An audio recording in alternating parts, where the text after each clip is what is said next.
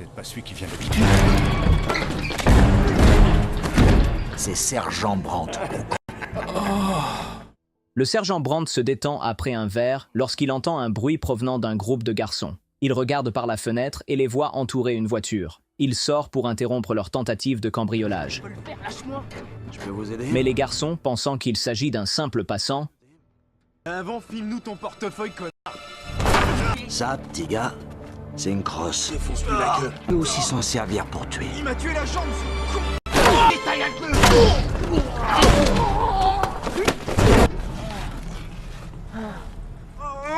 Un petit conseil, les pisseuses. Si vous vous trompez d'adversaire, vous trompez surtout pas d'armes. le lendemain, comme les choses sont corrompues, l'histoire est déformée dans les médias qui dédaignent Brandt comme un maniaque. De ce fait, la police l'envoie chez un thérapeute qui dresse une liste de plusieurs accusations portées contre lui au cours de l'année écoulée. Je ne pense pas que vous réalisez la gravité de votre situation. Et j'insiste, je vous demande d'éteindre cette cigarette. Et vous ferez quoi, exactement, si je refuse? Non. Sergent Brandt, veuillez vous asseoir. Le problème, Doc, c'est que je sais faire que ce boulot. Alors si je me fais virer, je pourrais faire une bêtise que je regretterai. Le superintendant Brown fait irruption, furieux. Il jette le journal sur le bureau, mais Brandt en a assez de cette fausse histoire. Brown estime que la mauvaise publicité n'est pas ce dont le commissariat a besoin en ce moment. Mais Brandt lui explique la scène en lui demandant de s'imaginer à sa place. Sachant que les actions de Brandt étaient justifiées, Jouer la profil bas pendant que la tempête fait rage. Brandt se rend à des funérailles pour soutenir son ami, l'inspecteur Roberts, dont la femme est décédée récemment. Ils passent du temps à boire ensemble dans un bar. Où est Fiona? Quoi? Son urne, où elle est? Un con dû la voler. Il l'a prise et hop là. Malheureusement, le soir même, l'horreur frappe lorsqu'un homme qui déteste les flics tire sur Sandra, une policière. Brandt est contacté et informé de la situation. On a besoin de lui sur les lieux, mais on lui demande de ne parler à aucun journaliste. Sur place, Brown demande des nouvelles, et Brandt lui apprend qu'il y avait un témoin et reçoit l'ordre de recueillir sa déposition, pendant que Sandra est mise dans un sac. Brandt rencontre le témoin au bar, et l'homme pense que Brandt est une légende en raison de son sens de la discipline. En fait, t'es une légende. Je suis flatté. Brandt lui demande de décrire ce qu'il a vu. Tu prends pas de notes? Est-ce que j'ai une tronche à prendre des notes? Le lendemain matin, le sergent Porter Nash, de la brigade de West London, arrive au commissariat. Brown le nomme inspecteur par intérim et chef temporaire de l'enquête. Comme Roberts est en congé prolongé, les agents ne sont pas contents et se demandent pourquoi l'un des leurs n'a pas été promu. Brown leur rappelle alors que le commissariat est déjà au centre de l'attention des médias et qu'à part Nashville, il leur manque encore un certain niveau de professionnalisme. Falls reçoit la visite de John, un adolescent qui semble extrêmement effrayé. Il explique que lui et ses potes ont peut-être mis fin à la vie de quelqu'un et qu'il ne sait pas quoi faire. Falls promet d'examiner la situation, mais l'avertit que si le type est effectivement mort, il est seul et qu'elle l'arrêtera elle-même. Au commissariat, elle demande à Brandt de l'aider et celui-ci lui dit qu'un certain Craig Stokes, qu'il connaît depuis longtemps, pourrait l'aider. Il y a un lieutenant qui me doit un petit service. Craig Stokes. Merci. Pendant ce temps, Dunlop, un journaliste de la section criminelle, reçoit un appel d'un homme qui prétend avoir des informations sur les meurtres du policier. Cependant, il semble que ce soit le coupable lui-même, car il menace de s'en prendre au journaliste après avoir atteint son quota de policiers. Cela attire l'attention de Dunlop, mais l'homme estime que Dunlop n'est pas à la hauteur pour couvrir les meurtres. Je suis pas sûr que tu sois à la hauteur. Pourquoi faire? Pour faire de bons articles sur les meurtres des flics. Je pourrais te rendre célèbre. Salut le poulet! Tu te souviens de moi? Bon, ça va, allez, dégage. Qu'est-ce que tu préfères, 7 ou 8? 8. 8, d'accord.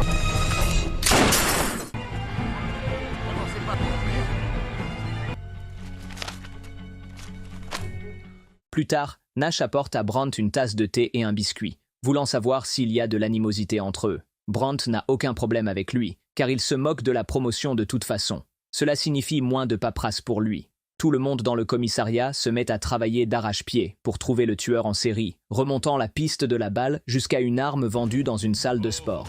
Brandt va interroger le propriétaire, mais celui-ci prétend ne pas avoir d'informations sur l'acheteur. Toujours les mêmes conneries, ok? fais vraiment chier. Je t'ai dit que je t'appelais. Dans un restaurant, Brand rencontre Radner, un témoin potentiel. Mais Radner veut de l'argent avant de parler. Crache le morceau. Mais il faut me payer d'abord. Je veux un max de thunes. Tu veux le pactole. Bon, voilà le topo. On s'en jette un derrière l'oreille. Ça va recadrer tes envies de grandeur. Ah, vas-y. Paye le monsieur. Vous pouvez garder la monnaie. Brat lui demande de parler, et il révèle qu'un type du Peacock Gym a mis le feu à un chien policier et a mis la vidéo sur YouTube. Quand on lui a demandé pourquoi, il a simplement répondu que c'était pour s'entraîner. Sans déconner. Sans déconner, c'est un cinglé. Comment il s'appelle? Moi, j'en sais rien du tout. Tu vas me filer un petit dédommagement? Je te laisse la fin de mes chips. Sarah, mon genou me tue. Je peux pas marcher. Pendant ce temps, Roberts en a assez de son congé et veut reprendre le travail. Il en parle à Brown, mais celui-ci ne pense pas que ce soit une bonne idée. La jeune girl qui vous coûte 250 livres tous les mercredis, je veux juste du boulot. Vous attendez quoi? Maniez-vous, Roberts.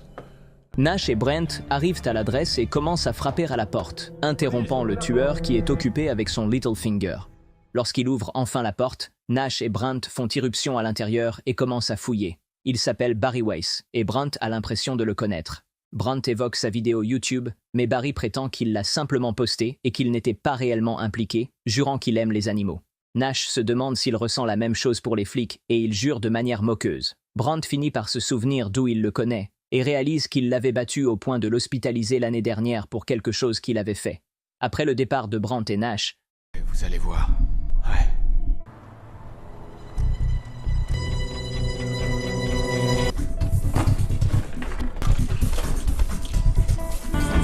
Ce que je peux faire. plus tard, Roberts rentre chez lui à pied, ignorant que Barry le suit à vélo, observant chacun de ses mouvements. Quand il arrive à son appartement, il prend l'ascenseur et Barry arrive juste à temps pour voir à quel étage il va. Il frappe à la porte de Roberts, prétendant être de la compagnie de satellites. Roberts ouvre, perplexe, car il a payé ses factures, mais Barry sort son arme. L'instinct de policier de Roberts se déclenche et il commence à se battre avec Barry.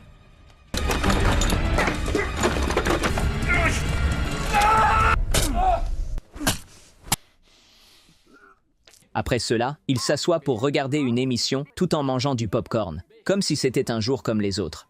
Il prend ensuite une douche, enfile les vêtements propres de Roberts et fouille l'appartement, emportant certaines de ses affaires.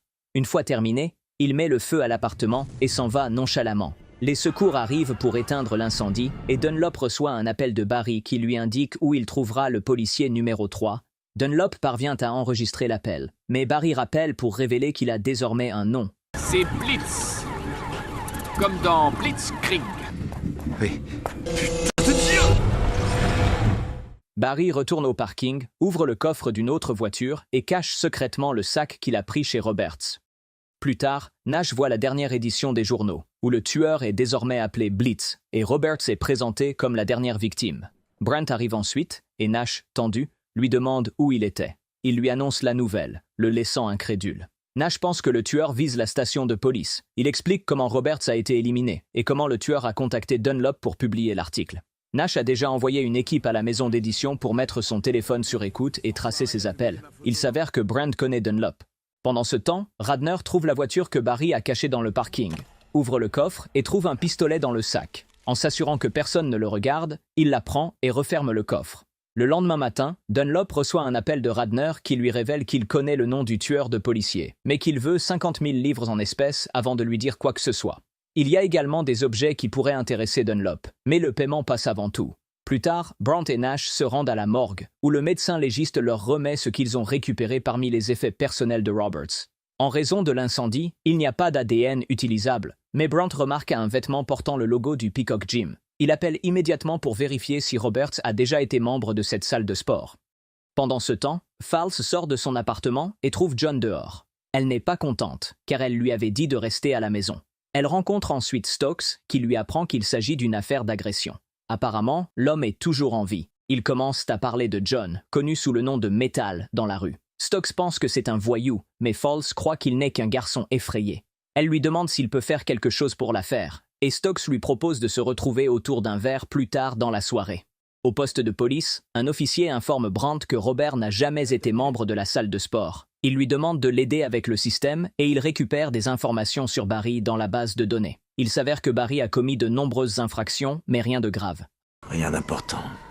Radner appelle Dunlop qui lui dit qu'il a réussi à obtenir l'argent. Radner lui donne alors l'emplacement du parking et ils s'y rendent ensemble en voiture, se précipitant vers le véhicule. Radner ouvre le coffre et montre à Dunlop les trophées qui s'y trouvent. À leur insu, Barry les observe depuis un coin. Ayant vu suffisamment, Radner dit à Dunlop qu'il est temps de payer, et ils repartent tous les deux en voiture.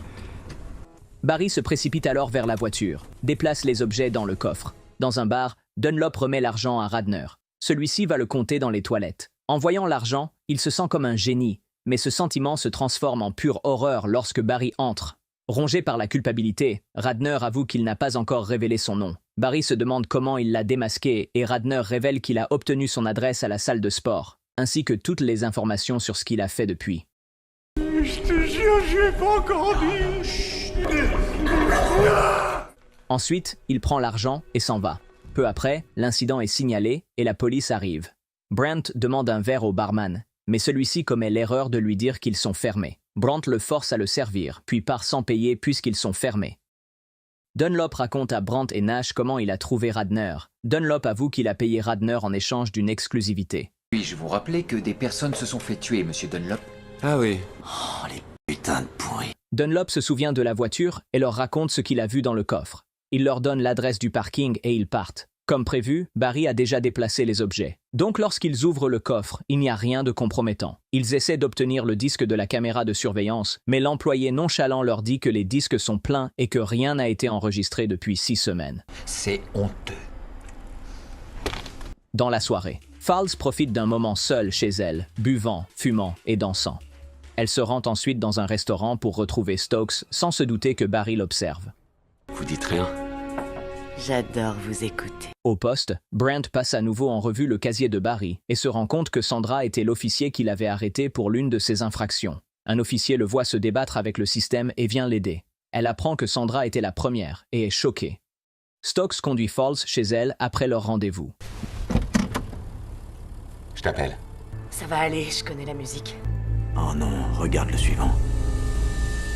Brandt découvre que le deuxième agent qui a procédé à l'arrestation, le suivant sur la liste s'avère être Falls. Il est clair que Barry cible tous les agents qui l'ont arrêté. Brandt se précipite et dit à l'agent d'envoyer une unité armée à l'appartement de Falls.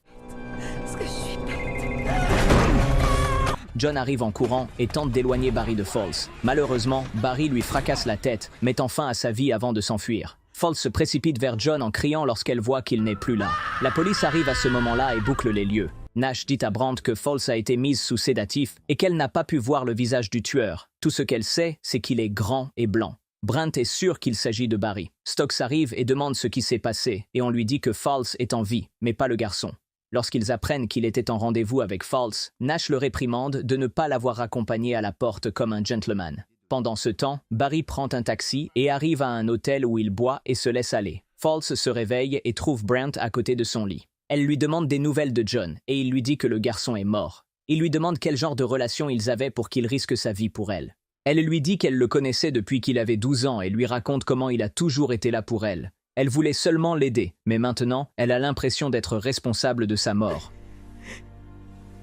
Aussitôt après, Brandt et Nash se rendent chez Barry, mais celui-ci est déjà parti et il ne trouve rien de compromettant. Nash suggère de le dénoncer publiquement et Brandt est d'accord. Sa photo est publiée comme celle du principal suspect et l'histoire est diffusée à la télévision. Brandt, Nash et une équipe armée le retrouvent rapidement à l'hôtel, mais lorsqu'ils ouvrent sa chambre, ils ne trouvent personne. Barry. On y va. Voyant Barry s'échapper en sautant du bâtiment, Brandt se lance à sa poursuite. L'hélicoptère de la police suit la course depuis les airs.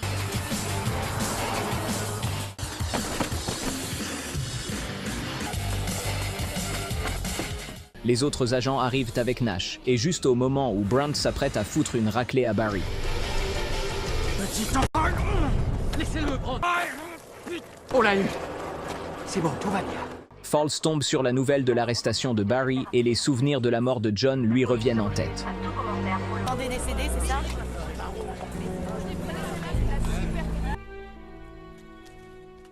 Brandt et Nash vont interroger Barry, mais celui-ci demande avec suffisance un avocat. Lorsque l'avocat arrive, il leur donne 48 heures pour inculper ou libérer Barry, qui se sent au sommet du monde.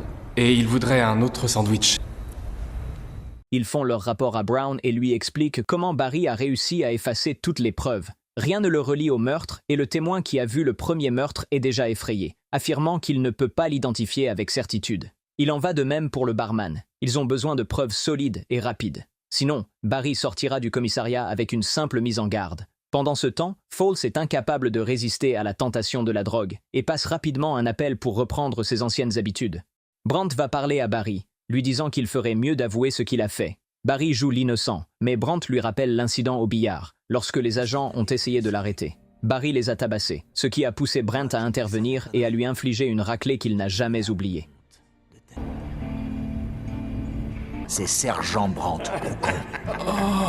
Il lui raconte comment ils se sont tous moqués de lui au poste, lui rappelant qu'il n'est rien. Et ta petite gueule, personne n'en a rien à foutre.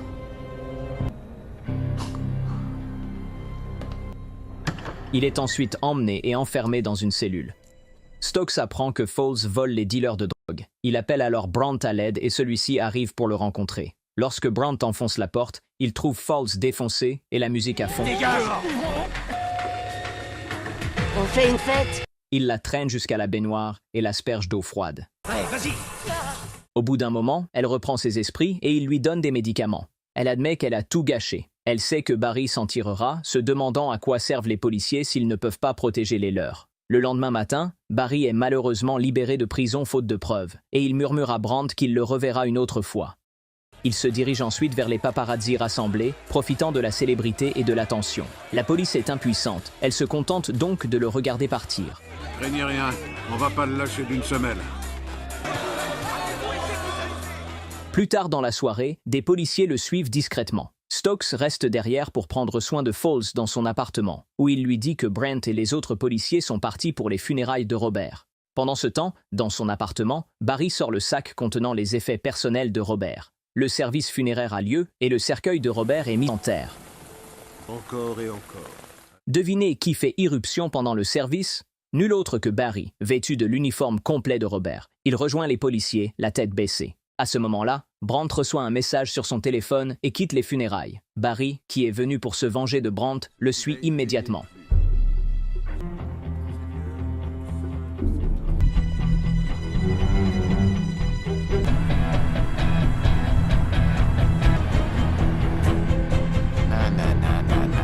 Barry suit Brandt jusqu'à un immeuble où il sort son arme et se précipite à l'intérieur. Je vais te tuer.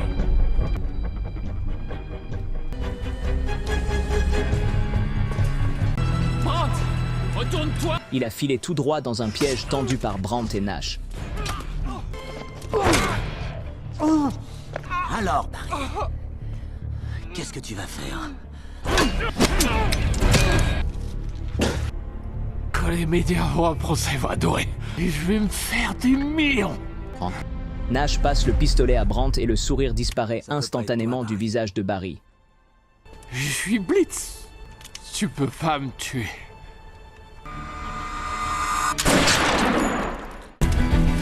Mon petit doigt me dit que cette affaire ne sera jamais résolue. Regardez, le bon déjeuner.